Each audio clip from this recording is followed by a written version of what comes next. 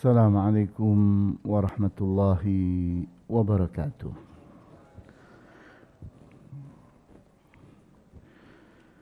إن الحمد لله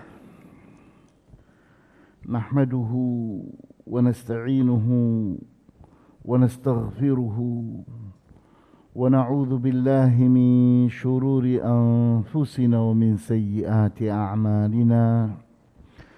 من يهده الله فلا مضل له ومن يضلل فلا هادي له.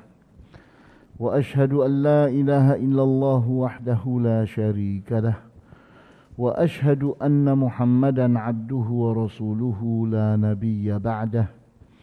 نصلي ونسلم على رسولنا الأمين وعلى آله وأصحابه ومن تبعهم بإحسان إلى يوم الدين. وبعد، ikhwani wa akhawati fid din, a'azzakumullah. Kita masih sedang membahas kitab Al-Awasim Minal Qawasim, berbicara tentang fitnah yang terjadi di zaman Uthman ibn Affan dan berikutnya.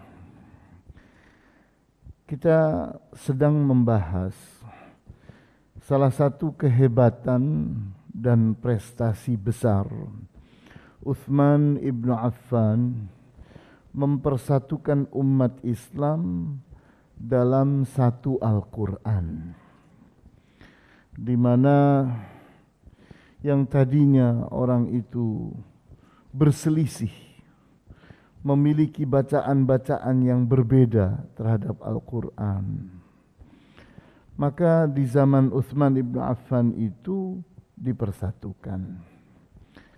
Sehingga kalau antum membaca Al-Quran, antum baca di muqaddimahnya, antum akan dapatkan bahwa Al-Quran ini sesuai dengan rasm Uthmani.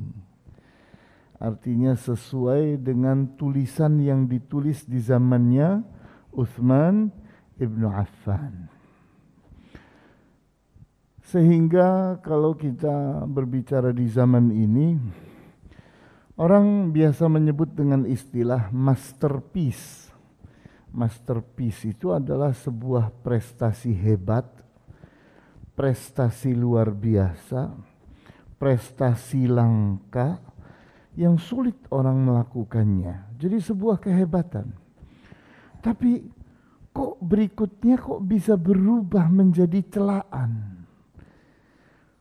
Seolah-olah Uthman ibn Affan itu telah berbuat cacat yang sangat besar, luka yang sangat lebar, sesuatu yang jelek, buruk, teramat buruk untuk Islam dan muslimin. Seperti itu dikesankan.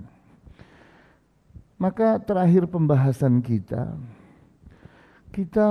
mencatat sebuah nama.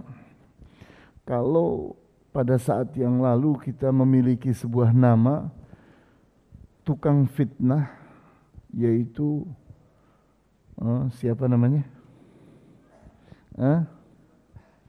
Abdullah ibnu Saba. Maka di kalangan orang Syiah itu ada sebuah nama lagi yang tidak kalah pentingnya dalam merusak tatanan keakraban umat Islam. Orangnya dijuluki Syaitanut Taq. Syaitanut Taq. Jadi antum bayangkan julukannya aja jeleknya kayak begitu. Nah, kita lihat kiprah jeleknya orang ini sangat dahsyat sekali.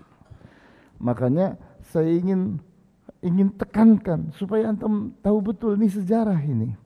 Dari mana kok Syiah begitu bencinya terhadap Uthman ibnu Affan, dan bagaimana kehebatan Uthman ibnu Affan dalam hal Al-Quran itu bisa terbalik.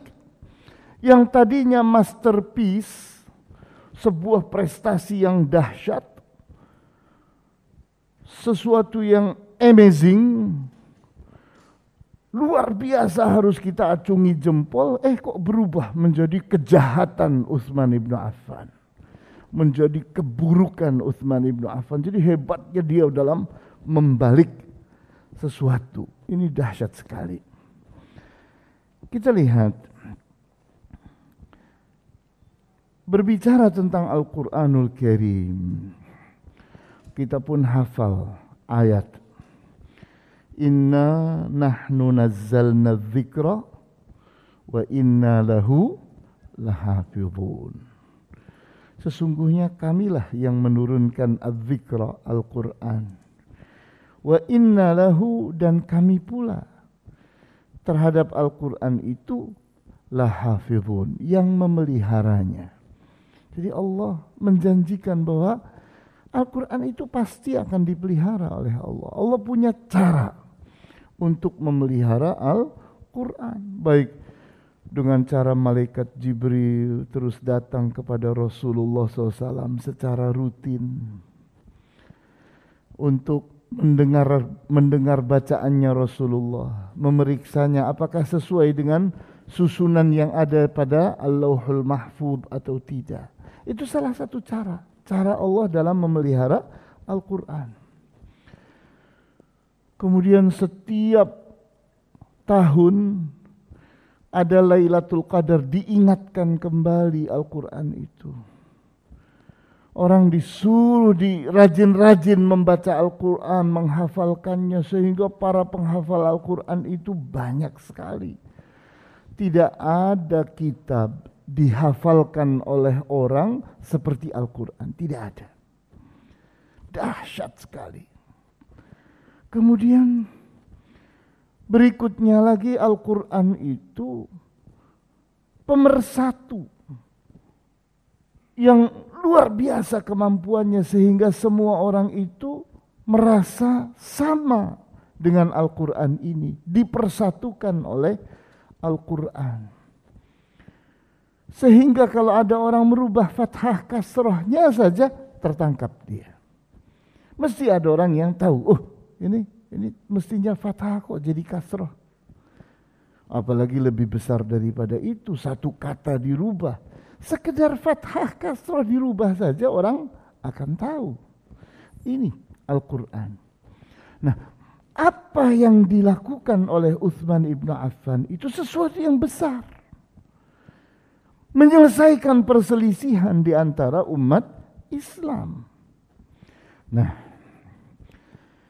sehingga di saat kita bertanya apa sih yang dilakukan oleh Utsman ibnu Affan, kita lihat Rasulullah SAW telah berhasil melakukan satu hal besar, yaitu menuliskan Al-Quran. Sehingga tulisan Al-Quran itu lengkap ada di rumah beliau. Tertulis pada tulang-tulang, pada batu-batu putih, pada pelepah-pelepah korma, sebagiannya kulit dan sebagainya, ada di rumah beliau. Kemudian berikutnya lagi, pada saat peperangan terhadap Musailamah Al-Kadzab,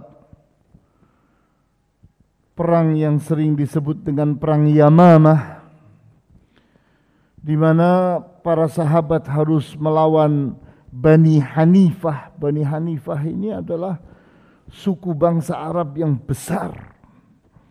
Tentaranya beribu-ribu orang.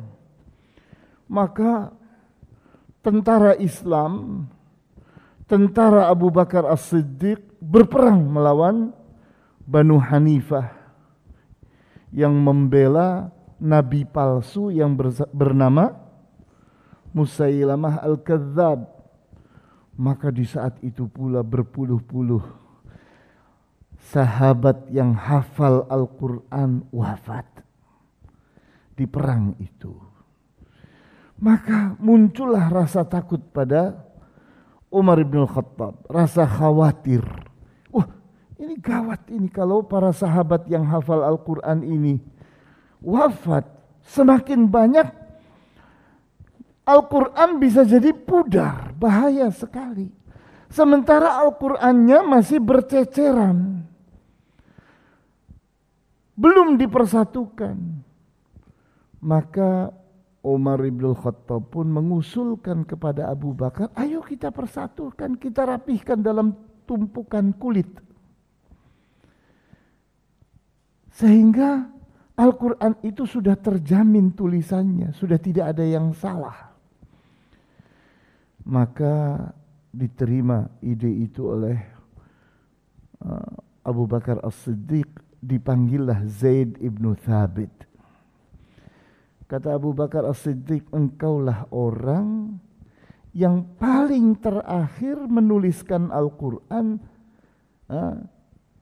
di zamannya Rasulullah sallallahu alaihi wasallam. Sampai dengan wafatnya Rasulullah SAW. Maka lakukan itu sekarang. Tuliskan di atas kulit. Maka Zaid ibn Thabit pun memindahkannya ke kulit. Kalau beliau ragu-ragu, dipanggilnya para sahabat yang hafal Al-Quran. Kemudian dirapihkan sampai selesai. Setelah selesai, maka Al-Quran itu ada di tangannya Abu Bakar As-Siddiq. Beliau wafat, pindahlah ke tangannya Umar ibn Khattab. Maka pada saat Umar ibn Khattab wafat, mushaf itu pindah ke tangannya Hafsah, anaknya Umar ibn Khattab. Nah, di sini Utsman ibn Affan berperan. Di saat umat Islam mulai berbeda-beda bacaan, maka beliau pun mendapatkan berita. Di antara orang yang membawa beritanya adalah Hudzaifah ibnul Yaman. Bicara kepada beliau, tidakkah engkau memperhatikan ini? Bahaya, umat ini kalau dibiarkan akan pecah di antara mereka sendiri karena mereka saling menyalahkan. Masing-masing merasa bacaannya lah yang benar. Maka harus ada standar. Al-Quran itu harus standar, ada standarnya. Sehingga bacaannya sama, tidak berbeda-beda. Maka ide itu pun diterima oleh Utsman ibn Affan. Maka beliau pun tidak ingin merubah apa yang diputuskan oleh Abu Bakar As-Siddiq. Dipanggilnya lagi Zaid ibn Thabit. Beliau pun dibantu oleh beberapa orang. Mulailah dipindahkan yang satu tadi ke dalam 6. Ke dalam 6 mushaf. Untuk diletakkan di 6 wilayah Islam. Sehingga setiap wilayah itu sesuai dengan standar bacaannya itu tidak keluar dari Al-Qur'annya Rasulullah sallallahu alaihi wasallam. Maka di sini kita lihat ada 2 catatan penting. Ada istilah rasm, ada istilah tilawah. Rasm itu artinya tulisan, tilawah itu artinya bacaan. Jadi Utsman ibn Affan ingin mempersatukan 2 hal. Rasmnya, apa rasm tadi? Tulisannya. Kemudian yang kedua apa tadi? Tilawah. Tilawah artinya apa? Bacaannya. Jadi rasmnya akan disamakan, tilawahnya akan disamakan. Dalam satu kitab yang sama. Dibagikan ke 6 wilayah Islam sehingga umat Islam satu. Rasmnya satu, tilawahnya satu. Maka kita lihat di sini apa yang dilakukan oleh Utsman ibn Affan bukan sesuatu yang bid'ah, karena sebelumnya Rasulullah sudah melakukannya. menuliskannya dalam tulang, dalam batu, dalam pelepah korma dan sebagainya. Berikutnya oleh Abu Bakar dan Umar dipindahkan ke kulit. Kemudian berikutnya di zaman Utsman bin Affan dipindahkan menjadi 6. Nah, di sini pada saat Abu Bakar As-Siddiq memindahkan ke kulit, itu yang terpindahkan baru satu hal, yaitu tulisannya, belum memindahkan bacaannya. Di mana Rasulullah SAW pada saat itu membiarkan setiap orang membaca Al-Quran sesuai dengan lahjah sukunya. Sehingga orang seperti Abdullah ibnu Mas'ud membaca Al-Quran sesuai dengan lahjah sukunya. Salah satu contoh supaya antum paham bahwa sama bahasa Indonesianya, tapi giliran yang bicara dengan bahasa Indonesia itu orang Betawi, maka model dia berbicara berbeda dengan orang Sunda, berbeda lagi dengan orang Jawa. Masing-masing punya lahjah, punya cara dalam mengucapkan sesuatu. Contohnya Betawi merubah A jadi E, katanya, ya, dan seterusnya. Nah, ini perbedaan-perbedaan yang begitu terjadi, dan itu yang ingin dipersatukan oleh Utsman bin Affan. Jadi tulisannya dan bacaannya disamakan, standar. Nah, kita perhatikan apa yang dilakukan oleh Utsman bin Affan. Itu mengalami ijma', disepakati oleh para sahabat yang masih hidup pada saat itu. Tidak ada yang berbeda pendapat, termasuk Ali bin Abi Thalib. Bahkan Ali bin Abi Thalib meriwayatkan ijma' itu, di mana Ali menceritakan bahwa Utsman bin Affan itu mengumpulkan kami dan mengumumkan idenya, dan kami menyepakati ide itu, menerima ide itu. Jadi yang menceritakannya siapa? Ali bin Abi Thalib. Kemudian kita lihat di sini, di antara apa yang diriwayatkan adalah apa yang ditulis oleh Ali ibnu Musa, yang sering disebut dengan sebutan Ibnu Tawus. Beliau hidup di tahun 589 sampai dengan 664 Hijriah. Itu adalah salah satu tokoh yang sering dinukil oleh orang-orang Syiah. Beliau memiliki buku yang sangat terkenal, judulnya Sa'dus Su'ud. Di mana katanya beliau mendapatkan riwayat dari Asy-Syihristani, disebutkan bahwa Suwaid ibnu Alqamah mengatakan, Sami'tu Ali ibn Abi Thalib alaihi salam yaqul. Kata Suwaid ibnu Alqamah, aku mendengar Ali ibnu Abi Thalib alaihi salam berkata, Ayyuhan nas, wahai para manusia, Allah,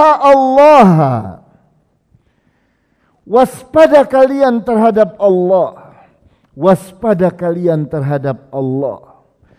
Iyyakum wal ghuluwa fi amri Utsman.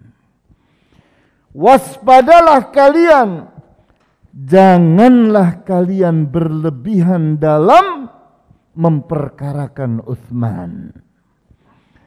Wa qaulakum hiraqal masahif. Waspadalah kalian saat berbicara tentang pembakaran mushaf-mushaf. Fa wallahi ma haraqaha illa ammala'in min ashabi Rasulillah sallallahu alaihi wasallam jama'ana. Demi Allah, tidaklah dia membakar mushaf-mushaf itu kecuali di hadapan para pemuka, para sahabat Rasulullah SAW. Beliau mengumpulkan kami. Jadi yang bicara ijma ini siapa? Ali bin Abi Thalib.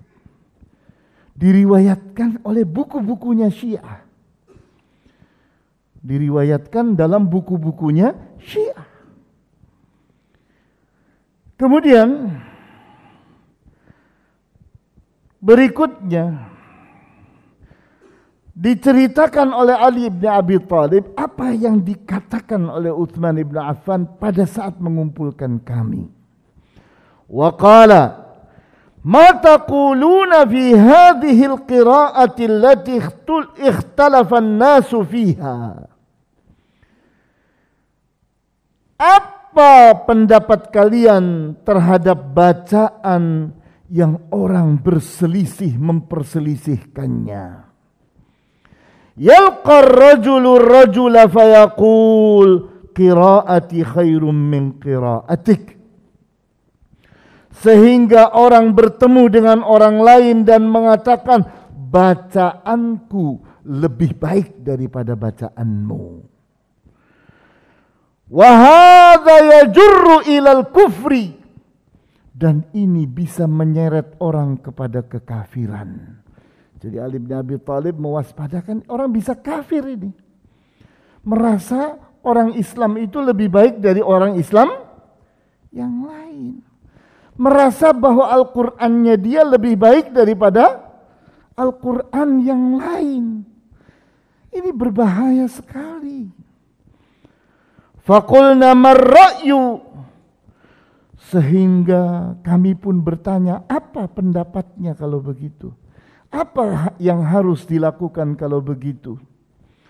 Qala uridu an ajma'an nasa ala mushafin wahid. Aku ingin mengumpulkan orang ini semua dalam satu mushaf yang sama. Fa innakum in ikhtalaftumul yawma kana min ba'dikum ashadda ikhtilafan. Dan jika kalian itu pada hari ini berselisih, maka ingat perselisihan itu nanti akan lebih besar lagi. Jadi kalau sekarang ini para sahabat masih hidup saja, orang berbeda sudah seperti ini. Lah bagaimana besok? Di saat para sahabat sudah tidak ada lagi, perselisihan akan sangat besar lagi. Faqulna ni'ma ma ra'aita. Maka kami pun mengatakan betapa bagusnya pendapatmu. Nah itu. Siapa yang bicara seperti itu? Siapa yang meriwayatkan ini? Ali bin Abi Thalib. Orang Syiah itu kenapa sih menamakan Syiah? Syiah itu terdiri dari dua kata. Syiatu Ali. Syiatu Ali. Syiah itu artinya jamaah. Syiah itu artinya jamaah. Syiatu Ali artinya jamaahnya Ali. Cuma orang sudah tidak menyebut kata Ali lagi. Nah, kita lihat orang-orang Syiah itu merasa diri mereka ikut kepada siapa? Kepada Ali. Nah ini Ali. Ini Ali bicaranya seperti ini. Bahkan beliau yang meriwayatkan terjadinya ijma' di kalangan para sahabat terhadap apa yang dilakukan oleh Utsman ibn Affan dalam hal mengumpulkan tulisan Al-Quran dan bacaan Al-Quran. Kemudian wa mimma la raiba fihi anna al-bughata anfusahum kanu fi khilafati Ali radhiyallahu anhu yaqra'una fi masahif Utsman allati ajma'a 'alaiha as-sahabatu wa Aliyun fihim. Dan ingat, orang-orang yang memusuhi Utsman, mereka sendiri kalau baca Al-Quran ternyata membacanya dari mushafnya siapa? Mushafnya Utsman. Mushaf yang disepakati oleh para sahabat. Jadi tidak jauh. Walaupun mereka ternyata memusuhi Utsman, tapi di saat ditanya, bagaimana kalian ini bacaan Al-Qur'annya kalian, bacaannya siapa? Bacaannya Utsman. Tulisan yang kalian baca itu tulisannya siapa? Tulisannya Utsman. Kemudian adapun orang-orang Syiah, itu perbedaan mereka bukan di zaman Ali. Bukan di zaman Ali. Tapi di zaman berikutnya. Di saat muncul seorang manusia yang bernama siapa? Siapa namanya? Syaitan At-Taq. Syaitanut Taq. Itu julukannya itu. Syaitanut Taq. Syaitanut Taq nama panjangnya adalah Muhammad ibnu Ja'far Ar-Rafidhi. Muhammad ibnu Ja'far Ar-Rafidhi. Itu nama aslinya. Tapi julukannya adalah Syaitanut Taq. Nah, kita lihat di dalam kitab Al-Faslu jilid 4 halaman 181,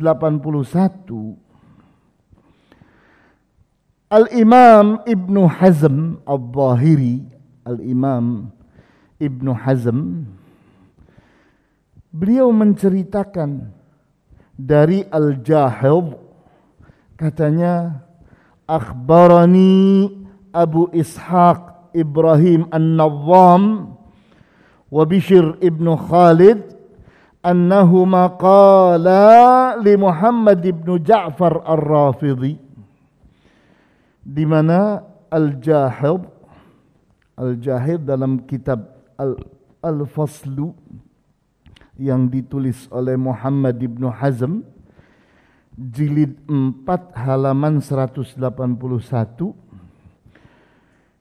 di mana Al-Jahid ini menceritakan, katanya, aku diberitahu oleh Abu Ishaq Ibrahim An-Nawwam dan Bishr ibn Khalid, di mana kedua orang ini qala li Muhammad ibn Ja'far Ar-Rafidhi, kedua-duanya berkata kepada Muhammad ibnu Ja'far Ar-Rafidhi al-ma'ruf bi Syaitanit Taq, yang terkenal namanya dijuluki Syaitanut Taq. Apa kata-kata kedua orang ini? Waihaka ammastahyaita minallahi an taqula fi kitabika fil imamati anna Allah Ta'ala lam yaqul qattu fil Qur'ani thaniya ithnaini idh huma fil ghar idh yaqulu li sahibihi la tahzan innallaha ma'ana. Kata kedua orang ini, celaka engkau. Apa tidak malu engkau itu di saat mengatakan di dalam bukumu yang judulnya Al-Imamah. Jadi Syaitanut Talk ini punya buku judulnya Al-Imamah, di mana Syaitanut Talk itu mengatakan bahwa Allah tidak pernah berfirman di dalam Al-Quran Thaniyatnain, orang kedua dari dua orang. Idh huma fil ghar, pada saat keduanya berada di dalam gua. Siapa ini? Abu Bakar As-Siddiq. Saat bersama Rasulullah SAW di gua apa? Di gua Thawr. Idh yaqulu li sahibihi, di saat dia berkata kepada teman yang keduanya itu, la tahzan innallaha ma'ana, jangan engkau sedih, sesungguhnya Allah bersama kita. Qala fadhahika wallahi Syaitanut Talk dhahkan tawilan hatta ka'anna nahnu alladhi aznabna. Maka setelah kami menegur dia dengan teguran itu, Syaitanut Talk pun tertawa terus menerus dalam tertawa yang sangat panjang, sehingga terkesan bahwa kita yang berdosa, kami berdua yang berdosa, dia yang benar. Jadi disambutnya dengan mentertawakan. Nah, ini Syaitanut Talk. Kejahatannya Syaitanut Talk itu sampai sekelas itu. Menganggap ayat Al-Quran tidak ada. Ayat yang jelas tadi, ayat yang saya bacakan itu katanya tidak ada di dalam Al-Quran. Kejahatan yang kedua dari orang ini, Syaitanut Talk itu adalah tergolong da'i di antara duat Syiah, yakni pendakwahnya Syiah, yang hidup di zaman dua imam. Yang pertama Zaid, Al-Imam Zaid. Kemudian anak dari saudaranya, yakni keponakannya, yaitu Ja'far As-Sadiq, zamannya Zaid. Kemudian hidup pula dia ini, Syaitanut Talk, di zamannya Ja'far As-Sadiq. Wa huwa alladhi ibtada'a ukdzubatan annal imamata ma'hudun biha ila ashkhasim bi'a'yanihim. Syaitanut Talk inilah yang mengatakan bahwa imamah itu adalah sesuatu yang telah tertentu, telah dijanjikan untuk orang-orang yang telah ditentukan. Sehingga antum melihat di kalangan orang Syiah ada sebutan bahwa imam itu ada berapa? 12. Nah, ini yang bikin-bikin ini siapa namanya? Ini orang ini, Syaitanut Talk. Nama aslinya siapa? Muhammad Ibnu Ja'far Ar-Rafidhi. Kenapa ada nama Ar-Rafidhi? Kenapa ada nama Rafidah? Sebabnya karena saat Zaid diajak oleh orang-orang Rafidhi ini, ayo kita ini menolak siapa? Abu Bakar, Umar, dan Utsman. Tidak mau. Zaid menolak. Mereka adalah para khalifah yang berhak menjadi al-khulafa ar-rasyidin. Maka pergilah orang-orang Rafidhah ini menolak ketaatan kepada Zaid. Sehingga sejak itu disebut dengan Rafidhi. Orang-orang yang menolak. Menolak apa? Akidahnya, keyakinannya Zaid. Salah satu imam yang disebut oleh orang-orang Syiah. Kemudian kita lihat pula berikutnya lagi adalah apa yang terjadi bahwa Syaitanut Taq inilah yang mengatakan bahwa Al-Quran yang sesungguhnya bukan Al-Qurannya Utsman.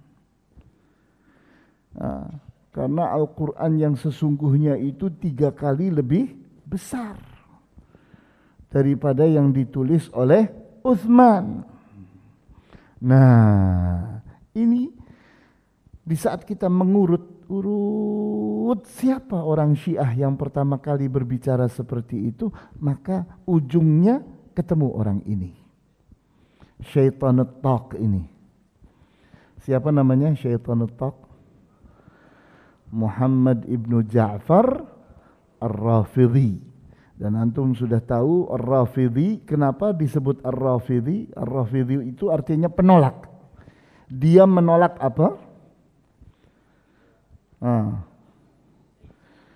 Karena mereka menolak keyakinannya Zaid yang tetap menganggap Abu Bakar, Umar, Utsman itu sebagai Al-Khulafa Ar-Rasyidin. Nah, kemudian kita lihat bahwa apa yang dilakukan oleh Syaitanut Taq dan para pengikutnya di mata Ahlus Sunnah wal Jamaah itu adalah kekafiran. Sehingga jangan heran kalau orang sekelas Muhammad ibnu Hazm yang terkenal dengan Ibnu Hazm, Al-Imam Ibnu Hazm sampai berkata di dalam buku Al-Faslu jilid 2 halaman 78, Inna rawafidha laisu minal muslimin. Orang-orang rawafid itu bukan dari kalangan muslimin. Wahia ta'ifatun tajri majral yahudi wan nasara fil kadhibi wal kufri. Di mana mereka itu adalah golongan manusia yang jalannya, alirannya serupa dengan alirannya Yahudi dan Nasara yang penuh dengan dusta dan kekafiran. Penuh dengan dusta dan kekafiran. Tega, sangat suka dengan membuat-buat fitnah, membuat-buat cerita, mengada-adakan dongeng dan seterusnya. Sehingga antum melihat kalau antum membaca buku-bukunya Syiah itu antum akan dapat dua sanad. Qala Abu Abdillah, berkata Abu Abdillah. Siapa Abu Abdillah itu? Siapa? Ja'far As-Sadiq. Qala Abu Ja'far. Siapa Abu Ja'far? Ini, orang ini. Siapa Abu Ja'far tadi? Muhammad ibnu Ja'far Ar-Rafidhi ini. Yang dijuluki apa tadi? Syaitanut Taq. Supaya antum tahu, ini manusia-manusia yang merubah kehebatan Utsman ibnu Affan jadi kejahatan. Ini sesuatu yang harus kita kuasai dengan baik supaya kita tidak tertipu oleh tipuan-tipuannya Syiah. Kita lihat Apa sih metodenya Utsman ibnu Affan dalam mengumpulkan orang dalam satu Al-Quran? Di mana Utsman ibnu Affan berkata kepada para penulis, yakni Zaid ibnu Thabit itu orang Ansari, orang Madinah. Nah, oleh Utsman ibnu Affan ditambahkan 3 orang dari kalangan Quraisy.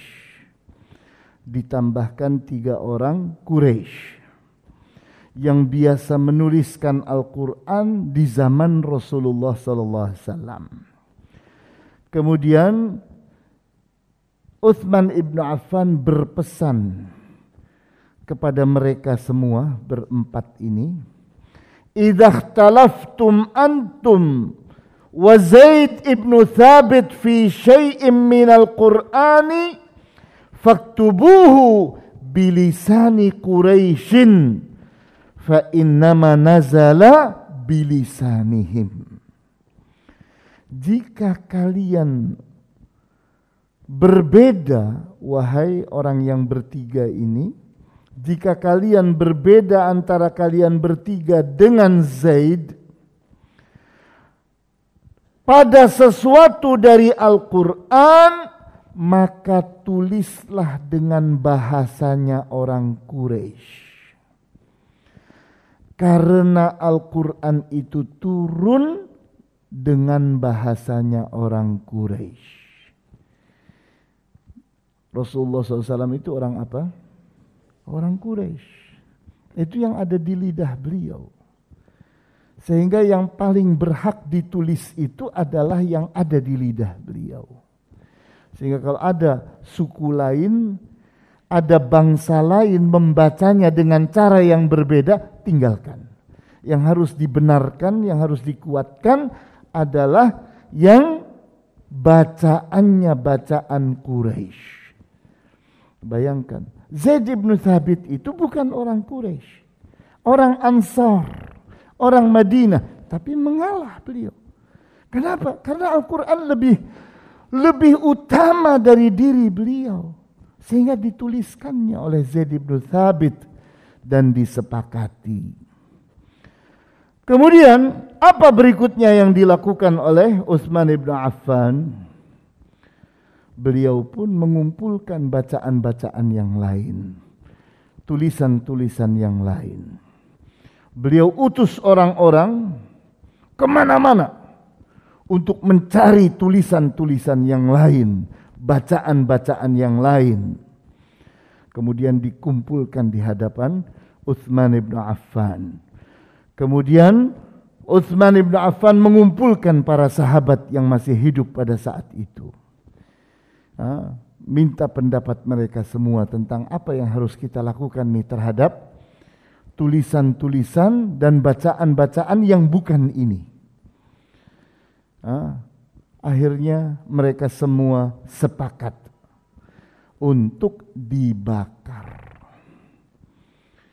Jadi selain mushaf Utsman itu dibakar, supaya umat Islam itu tulisannya satu, bacaannya satu. Ya, silakan azan. Baiklah, masih tersisa sedikit. Kita lihat bahwa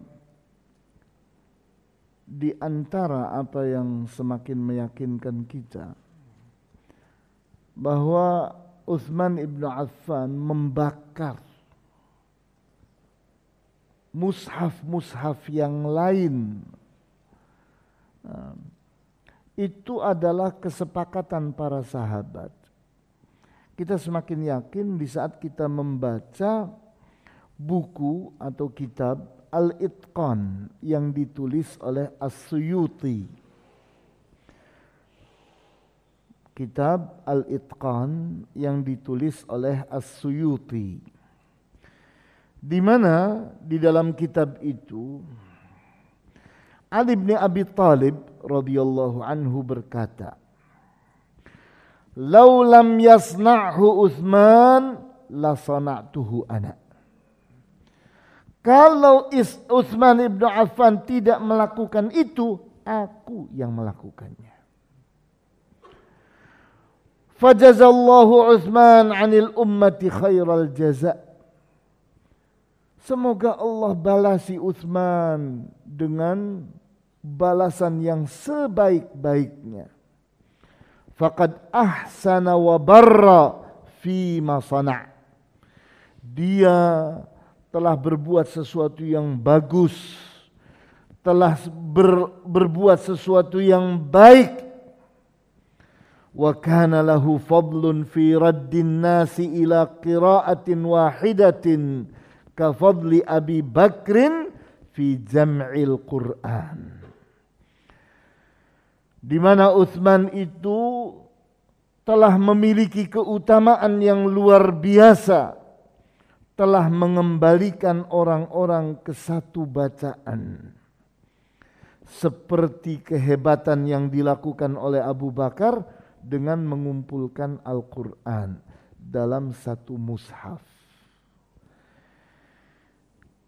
Adapun terkait dengan Abdullah ibnu Mas'ud, di mana salah satu mushaf yang dibakar oleh Utsman ibnu Affan adalah mushafnya Abdullah ibnu Mas'ud. Sehingga diriwayatkan Abdullah ibnu Mas'ud di saat berada di Kufah, beliau berceramah, berbicara di hadapan orang. Katanya, amma ba'du, adapun sesudahnya. Fa inna Allah qala, sesungguhnya Allah berfirman, wa may yaghlul ya'ti bima ghalla yaumal qiyamah. Barang siapa yang mencuri pampasan perang, maka dia akan datang dengan apa yang dicurinya di hari kiamat nanti. Ini ada di surat Ali Imran ayat 161. Wa inni ghalin mushafi. Sesungguhnya aku sudah mencuri mushafku, katanya. Faman istata'a minkum ayyaghulla mushafahu falyaf'al. Maka barang siapa di antara kalian yang bisa mencuri mushafnya, lakukanlah. Wa arada Ibnu Mas'ud ayyukhadha bi mushafihi wa ayyuthbita bima yu'lamu fihi. Maksudnya Abdullah Ibnu Mas'ud radhiyallahu anhu, supaya mushaf beliau itu ini dicuri, ini kalian curi, ambil. Supaya ilmunya tetap ada pada orang. Falamma lam yaf'al dzalika lahu qala ma qala. Ternyata tidak ada satu orang pun yang mau mengambil mushafnya Abdullah ibnu Mas'ud. Fa'akrahahu Utsman ala raf'i mushafihi wa maha rusumahu falam tathbut lahu qira'atun abada. Maka Utsman ibnu Affan pun menarik mushafnya Abdullah ibnu Mas'ud, kemudian menghapusnya. Sehingga sudah tidak ada lagi mushafnya Abdullah ibnu Mas'ud. Wa nasarallahu Utsman wal haqqu bimahwiha minal ard. Dan Allah pun membela Utsman dalam hal ini, dan memang yang benar adalah seharusnya tidak ada mushaf-mushaf yang lain. Kemudian kita bertanya, apa alasannya bahwa yang dilakukan oleh Utsman itu benar? Bahwa apa yang dilakukan oleh Abdullah ibnu Mas'ud menyuruh orang untuk mencuri mushaf beliau itu adalah salah. Di mana kita tahu kalau berbicara tentang Abdullah ibnu Mas'ud itu orang yang sangat pandai baca Al-Quran, ya. Indah bacaannya, ya. Rasulullah SAW memuji bacaannya yang indah itu, ya. Kemudian diriwayatkan bahwa Rasulullah SAW suatu saat memuji bacaannya Abdullah ibnu Mas'ud.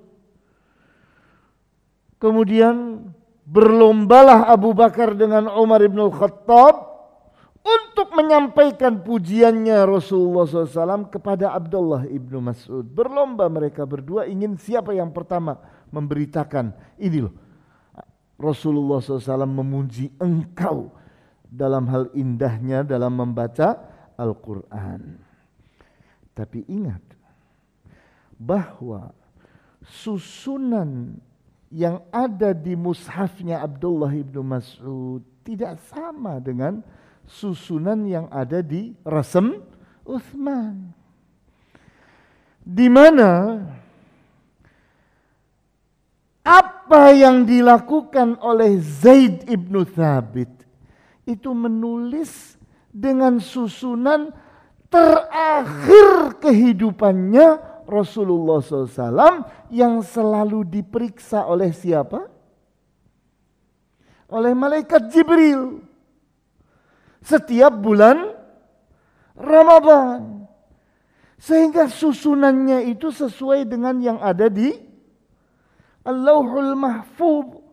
Sehingga kalau ada orang yang punya rasm, tulisan, yang susunannya berbeda dari apa yang ditulis oleh Utsman ibn Affan, dia akan berbeda dengan apa yang ada di Al-Lauhul Mahfuz. Nah, ini masalah. Sehingga jangan heran kalau para sahabat itu sepakat, ijma' terhadap apa yang dilakukan oleh Utsman. Karena ini yang benar. Ini yang sesuai dengan bacaan paling terakhir dibaca oleh Rasulullah SAW dan dituliskan. Kemudian lebih lagi kalau dibiarkan tulisannya Abdullah ibnu Mas'ud, maka beliau itu terpengaruh oleh apa? Oleh bacaan suku beliau. Suku beliau itu suku Hudzail. Suku Hudzail, bukan orang Quraisy. Nanti orang akan membaca seperti bacaannya beliau. Bacaannya suku Hudzail. Di zaman Rasulullah dibiarkan.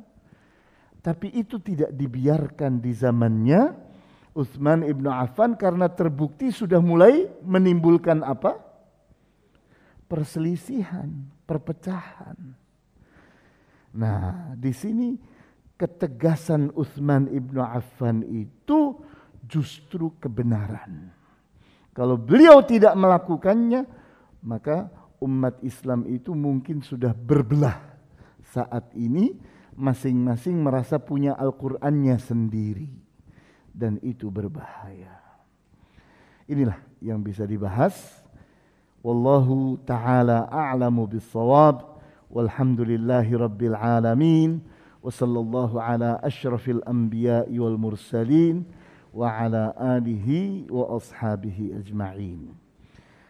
Silahkan. Ada pertanyaan?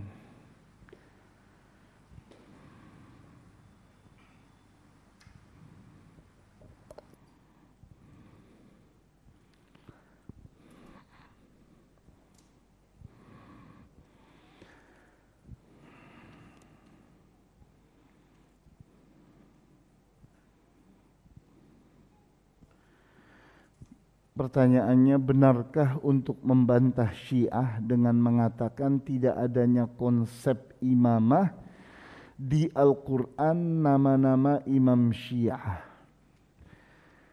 Sebetulnya kita lihat apa yang dilakukan oleh orang-orang Syiah itu sudah pasti Tidak ada di zaman Rasulullah SAW. Tidak ada.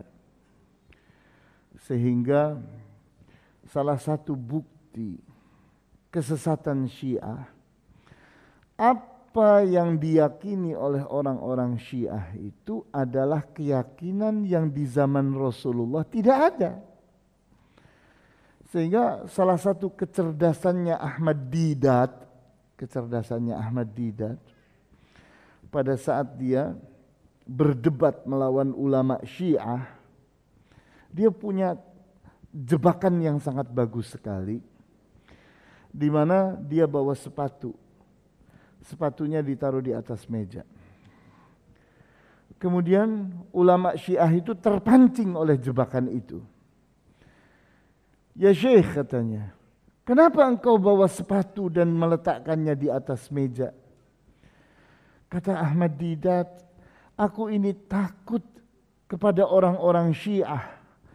Karena di zaman Rasulullah, orang Syiah itu terkenal sebagai para pencuri sepatu. Aku takut sepatuku dicuri oleh mereka. Marah dia. Bodoh engkau, katanya, bohong engkau. Syiah itu tidak ada di zaman Rasulullah. Kata Ahmad Didat, selesai kalau begitu.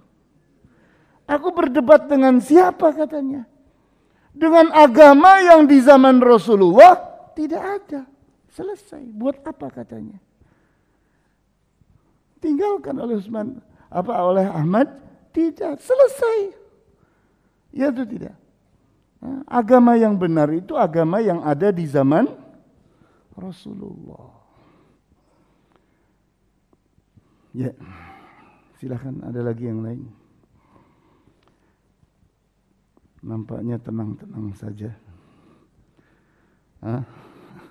Baiklah. Kalau tidak ada, kita tutup. Wallahu ta'ala a'lamu bis-shawab. Walhamdulillahi rabbil alamin. Wa sallallahu ala asyrafil anbiya'i wal mursalin wa ala alihi wa ashabihi ajma'in. Subhanakallahumma wa bihamdika ashhadu an la ilaha illa anta astaghfiruka wa atubu ilaik. Wassalamu alaikum warahmatullahi wabarakatuh.